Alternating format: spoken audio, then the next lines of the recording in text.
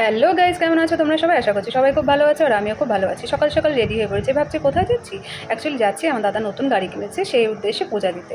তো আমিও পূজা দিব, আমার ভাগ্নিও পূজা দিবে, আমার দাদাও পূজা দিবে। তাই আমরা তিনজন মিলে সকাল সকাল বেরিয়ে পড়লাম বোদাগঞ্জের উদ্দেশ্যে।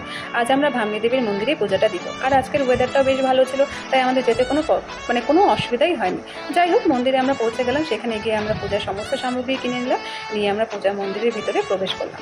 এখানে ঠাকুরমশাই খুব ভালো করে পূজাটা দিলেন। আর অনেক দিন পর মন্দিরে আসলাম, মনটা না একদম ঠান্ডা হয়ে গেল।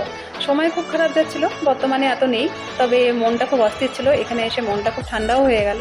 তো যাই হোক, ভিতরে পূজা দেওয়ার পরে এবারে হলো দাদার গাড়ির পূজা দেওয়ার পালা। আর ঠাকুরমশাইয়ের মুখটাতে দেখো সব সময় স্মাইলি ফেস লেগেই আছে। আর এমন স্মাইলি ফেস দেখলে একটা পজিটিভ ফিলিংস কিন্তু আসে। বেশ ভালো ভাব হয়েছে ওনার সাথে। মানুষটা ভালো থাকুক, এমন মানুষ ভালো থাকলেই ভালো। আমরা প্রত্যেকেই যেন ভালো থাকি, ভগবানের কাছে প্রার্থনা করেছি সবাই যেন আমরা ভালো থাকি। আর আমার ব্লগটা কেমন লাগলো জানিও, লাইক করো।